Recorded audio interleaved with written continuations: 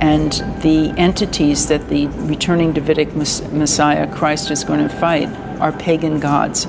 So Paul is expecting a battle of the gods, and of course his champion is going to win and his God is going to win, and he describes this as something that he says, we who are alive, who are left. So he's expecting to be alive when he sees all this happen. Well, hello everyone. Welcome to another Video and History Guide podcast. Today I'm joined by Professor Paula Fredriksen, and today we'll be discussing a bit about her new book, Ancient Christianities, in its first 500 years. So what is the idea of Israel? The idea of Israel is an idea that a powerful God reveals his will and chooses a particular people and reveals his laws, which include how to stay in communication with him and how to stay in communication with others. It talks about covenants, legal agreements between people and the God, and it talks about a deed to the land as well, the land of Israel, which is a flexible category also in antiquity. I have to say that the idea of Israel is particular to Israel, to what will become the Jewish people. But this is also a similar pattern of covenants that other gods form with other what we call pagan groups. The differences between the idea of Israel and the idea of, say, Athens or Aphrodisias or other groups that are ethno-religions as well, is that Jews have a book. And that's why we can still access what these covenants are about, because we actually have a text, and that's what set it off in antiquity as well. What do we know about Israel among the nations? What do Josephus and Strabo say about that? Israel among the nations. Israel starts out among the nations in a sense because Abraham is depicted as a wanderer, and he travels around to different territories. And eventually you have a united kingdom under David and Solomon, but also you have this idea, it's like a systole and diastole of Jews being in the land and then some Jews being scattered outside of the land, because this idea of the land is centrally important to the idea of covenant. Who are the rhetorical Jews and the historical Jews? Rhetorical Jews and historical Jews are my rubric. Rhetorical Jews are the way Jews are talked about in different texts, and they are used as a way to construct the identity of the person who's speaking, whether as an insider or as an outsider. Historical Jews are what actual Jews are actually doing. So there's a difference between how Jews are represented in literary texts versus what Jews are actually up to on the ground. For on the ground Jews, historical Jews, we have inscriptions, we have reports of outsiders who are just giving descriptions, and then rhetorical Jews are Jews used as a strategy to make a particular point on the part of the author, and there's often a gap between those two representations. Can you tell us a bit about Paul's opposition to vows of the circumcision in his genuine writings, such as his letters to the Corinthians and his letters to the Galatians? One of the most interesting and most Jewish things about the first generation of what will become Christianity is how much infighting there is. There are quarrels between, there can't be that many Jews in the mid-first century who are part of this movement, and we know from Paul's letters that they're all arguing with each other. One of the arguments they're having is how to integrate non-Jews, people we call pagans, into the movement. And Paul thinks it should be one way, and the people he's arguing with, who are also Jews, who are also Christ followers, are arguing that it should be through full conversion to Judaism, through circumcision. Paul argues that instead, and Paul has a very eschatological, apocalyptic, he's thinking in terms of the end times, that the Spirit of God is going to infuse the bodies of these ex-pagans, making them into ex-pagans, so that these ex-pagans will worship the God of Israel. And therefore he is opposed to what his colleagues are saying, which would be to integrate them fully into the people of Israel. And that's what the fight is about in Galatians in particular, also mentioned in 1 Corinthians.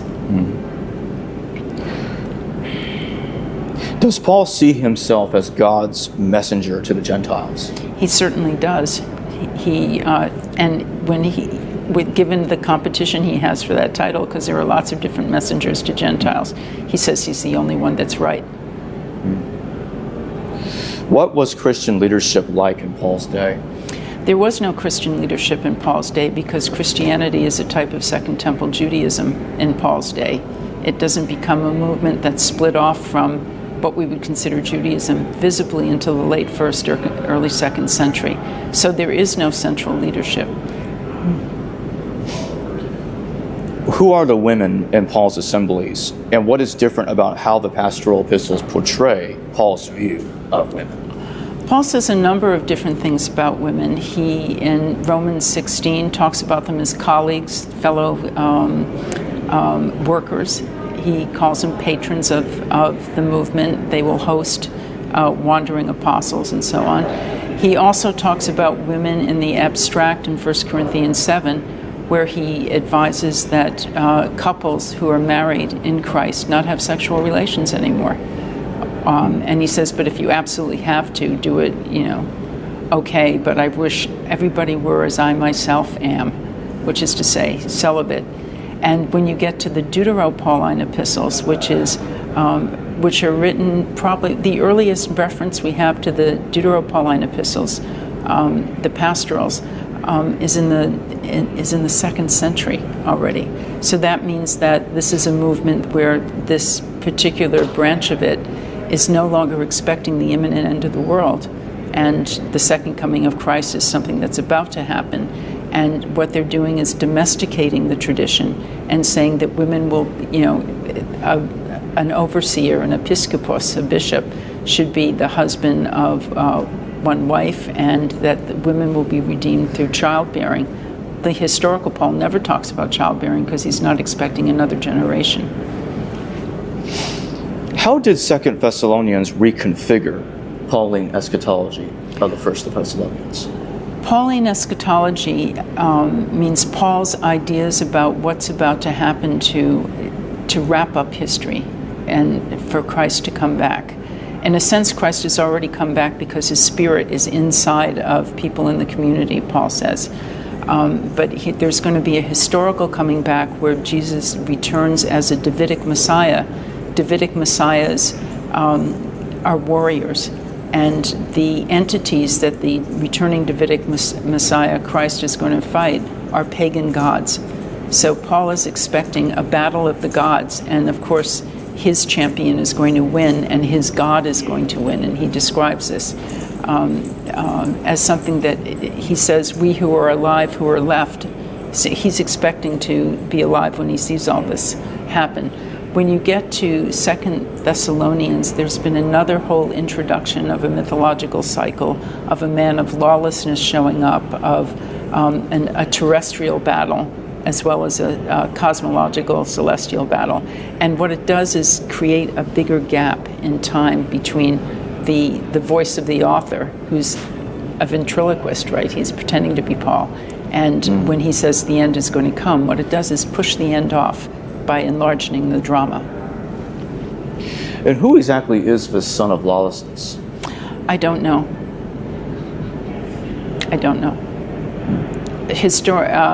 The tradition will eventually associate it with Nero, who's an emperor in the 60s of the 1st century.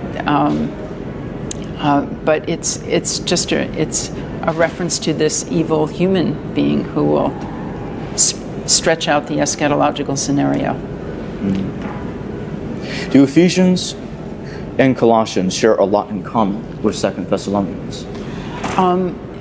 Ephesians and Colossians are also what we call Deutero-Pauline letters that are written by people who are saying they are Paul, but present interesting variations on stuff that Paul says. So Ephesians, for example, talks a lot about cosmological struggle, says that people who are Christ followers are engaged in a cosmic struggle against powers that are superhuman. Colossians talks about a more domesticated form of Christianity. 2 Thessalonians is talking about a revised eschatological scenario. So all of these different letters are pursuing different points that negotiate eschatology with the reality that time didn't end in the first generation of the movement. Speaking in the name of a first-generation hero, Paul. When were the pastoral epistles, 1st, 2nd Timothy, and Titus, created? Nobody knows when the pastoral epistles were written. They're mentioned for the first time, I think, by Irenaeus, who writes around the year 180.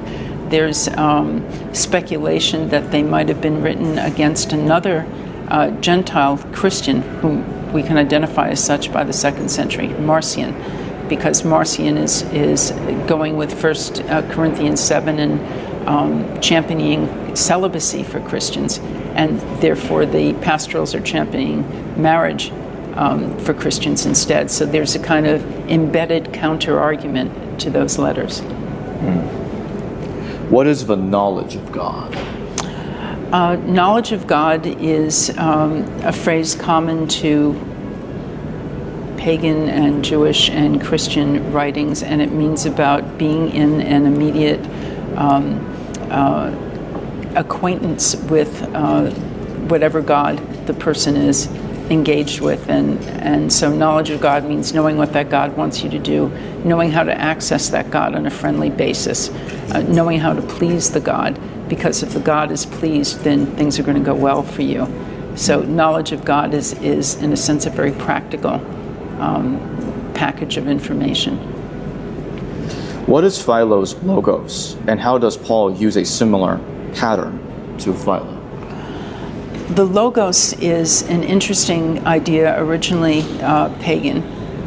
Logos is the Greek word that can mean word, it can mean reason, it can mean speech, and in the early Roman period, in the 1st and 2nd centuries, there's an idea that the highest God is a God who's not immediately involved in physical creation, but he sort of subcontracts it to a contractor God, and that is, God is called the Logos, the Word of God. It's his rational ability to organize matter.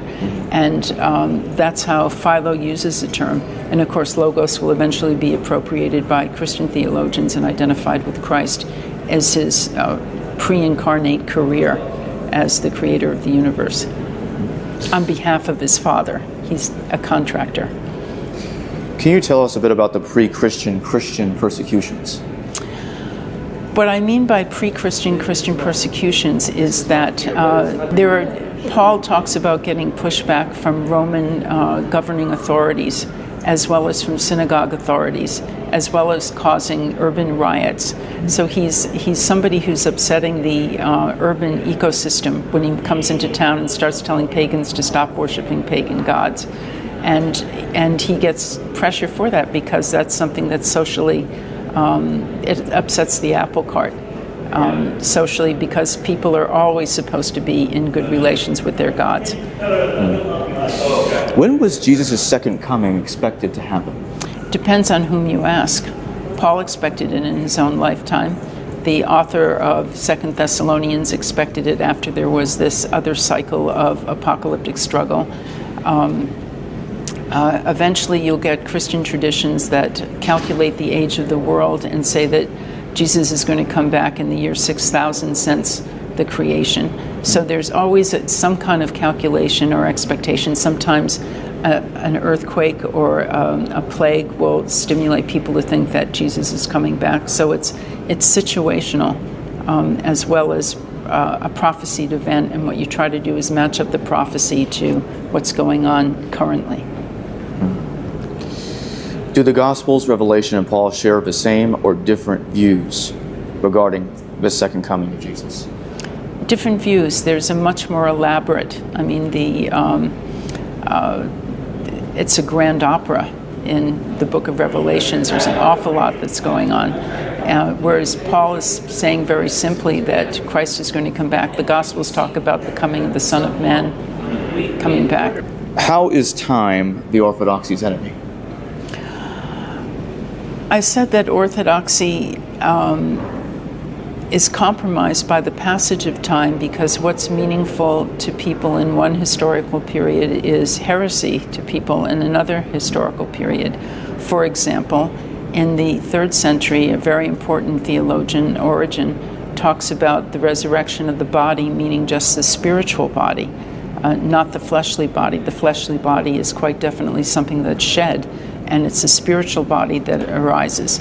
And by the 4th century, that'll be heresy, and there's an insistence not only in the resurrection of the body, but the resurrection of the flesh, which would have been nonsense in the 3rd century, and already it's heresy in the 4th century. Who is Marcion of Synoptic, and did he use an abridged version of Luke's Gospel or an earlier version of Luke? Marcion was one of the most important early Gentile Christian theologians we know about. He's in the 40s of the 2nd century, and he is the one who comes up with the idea of having a specifically Christian body of texts collected. The idea will eventually be called the New Testament. The text that Marcion champions is one version of the Gospel of Luke. We don't know if it was an earlier version or a version that he edits. And then there's a collection of letters, the authentic Pauline letters and a few other ones. He has a body of 10. But that core organization of gospel plus apostolic letters is something that will be completely adapted by Marcion's opponents, who considered him a heretic. And that's how we get the shape of our current New Testament. Is Marcion's collection of Paul's letters an abridged version of Paul's letters? Marcion's collection of Paul's letters is, as far as we can tell, an extension of Paul's letters, just as the current New Testament is an extension of Paul's letters. You have the 7 uncontested letters of Paul, and then all the other ones, according to academic consensus, are written by followers of Paul in Paul's name. So Marcion has some of those letters. Our current New Testament has some of those letters. What are the similarities and differences between Marcion and Valentinus? Valentinus is another very important Gentile Christian theologian, flourishes around the 130s and 140s. All of these people established very long-lived churches. They're still flourishing in the 4th and 5th centuries because we have Orthodox Christians yelling at them. Valentinus has a much more elaborate cosmology, a cosmogony, a myth about how the universe is created. And he is, again, somebody who believes in the redemption of the spirit, not the redemption of the flesh. He sees flesh as the construction of a lower God who is ignorant of the higher God, and it's the higher God who's the Father of Christ. So he has a more elaborate sort of two-story cosmos, and his framing of Christianity works around that. How did Diocletian view Christians, and why did he persecute them? Diocletian is the emperor in the 290s and early 300s who reformats imperial government so that there's a kind of president and vice president structure to the Eastern and the Western empires. One of the ways that government constructs itself and operates in antiquity is coordinating political and military decisions with what you think heaven wants you to do, and that's called divination. And at one point, Diocletian is trying to solicit the information from the gods about what to do, and the divination isn't working. And people tell him that's because there are Christians present when Diocletian is trying to do this, and they're gumming up the works by summoning demons to gum up the works. Nobody is contesting that there are all these different superhuman forces. It's depending on how you look at them. For the pagans, the Christians are engaged with demons. For the Christians, pagans are engaged with demons. But that's what, and the interests of good government, Diocletian decides that that's enough with that, and he's going to stop Christians from being Christians because they're gumming up the works of government. What are the circumstances that led to Emperor Constantine converting to Christianity and eventually forming the Council of Nicaea? We have two mutually exclusive stories about Constantine's conversion. The more familiar one is Eusebius, where it's just before the Battle of Rome, and he sees a sign in the sky. In Lactantius, another contemporary of Constantine's, he has a dream, not just before a battle. He has a dream that it's revealed to him that he should worship the Christian God. And both of these authors, unfortunately, say that they each got their story about the conversion from the horse's mouth, from Constantine himself. So we're already, as historians, we're having problems deciding what, quote, actually happened. It could have been, for all we know, Constantine's retrospect, when he looks back and says, you know, just before I conquered Rome, I had this vision. So we really don't know why he would have decided, except that his allegiance to the Christian God is hooked in with military victory, which is a typically Roman concept for how to know that if a god is on your side or not. You win a battle. What was decreed at the Council of Nicaea?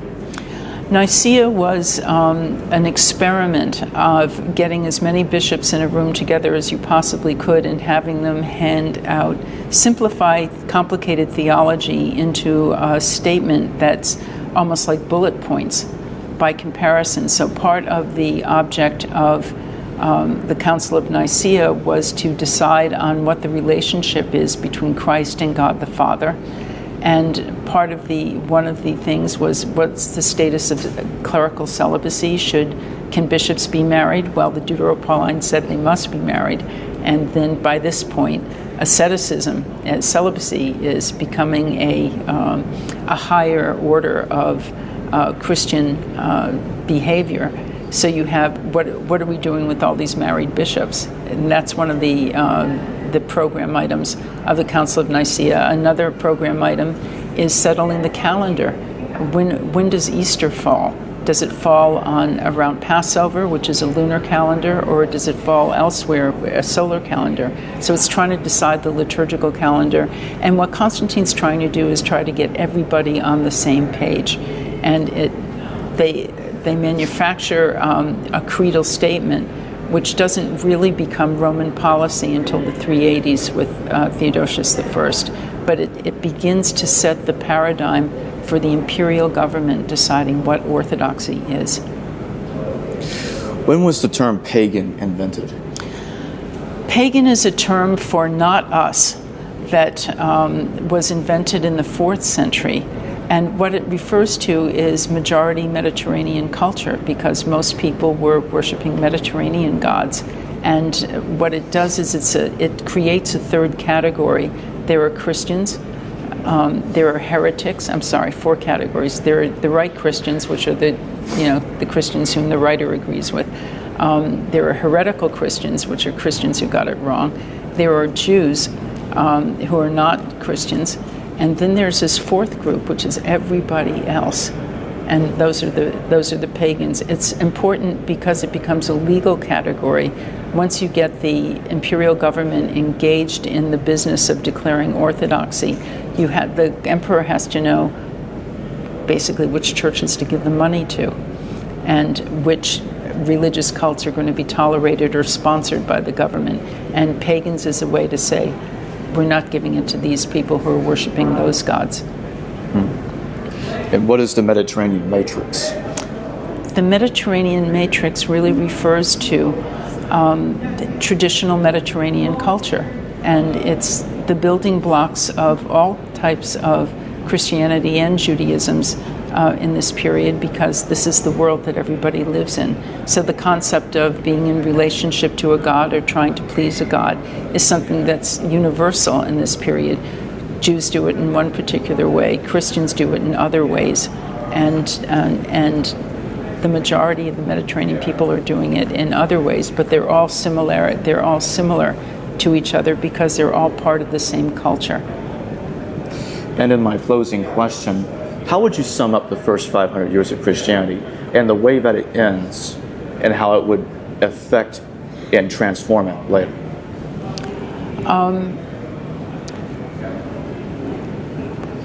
part of the first 5 centuries of Christianity reminds me of the food fight in Animal House. I mean, it's just people arguing vociferously with each other about what's the right way to do it.